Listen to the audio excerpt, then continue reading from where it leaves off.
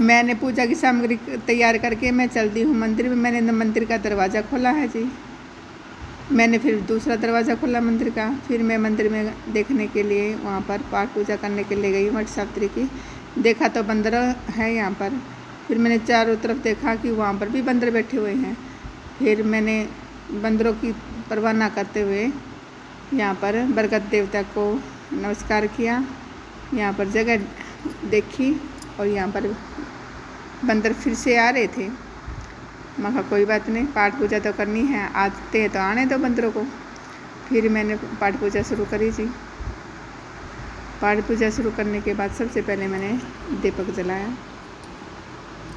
दीपक प्रज्वलित करने के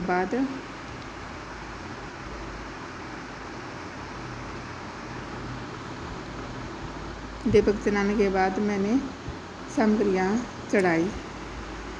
इतने में ही और औरतें भी आ गई थी पाठ पूजा करने के लिए।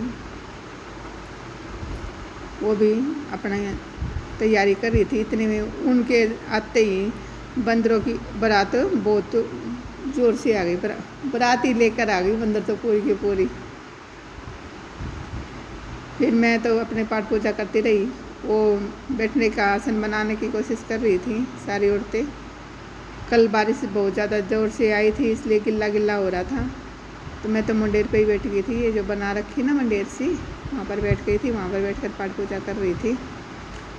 तभी उन्होंने कहा कि गद्दा तो गिल्ला है फर्श से, इसके नीचे चटाई बिछा के गद्दे को बिछा लीजिए।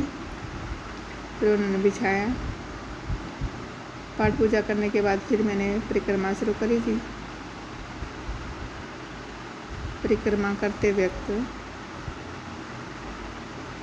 ओम नमः शिवाय का जाप करा 11 बार। ओम नमः शिवाय का जाप करते वक्त मैं ओम भगवते वासुदेवाय का भी उच्चारण किया। उच्चारण करने के बाद सभी औरतें बंदरों को भगाने के लिए डंडियाँ उठा रही थी और डंडे उठाते उठाते ही कह रही थी पाठ पूजा करेंगे। वहाँ डंडे आकर रख दो, एक जना खड़े कर लो। फिर कहने के अनुसार उन्होंने डंडों को नीचे फेंक दिया और फिर वो इकट्ठी होकर पाठ पूजा करने लगी। ये डंडे फेंक दिए हैं, फेंक दिए डंडे। फिर मैं पाठ पूजा होने के बाद आई तो फिर गली में भी बंदर आ रहे थे। वो पीछा ही नहीं छोड़ रहे थे जी बंदर। गली में भी बंदर आ रहे थे। फिर मेरे पास गुड़ और चने बचे हुए थे। फिर मैंने सोचा कि गुड़ और चने बचे हुए तो बंदरों को खिलाई देती हूँ। फिर मैंने बंदरों को खिलाए और फिर एक बंदर तो ये रहा, एक बंदर और उसके पास में आ गया। फिर मैं तो वहाँ सब कुछ छोड़ छाड़ के बंदर को फिर अपने घर पे आ गई।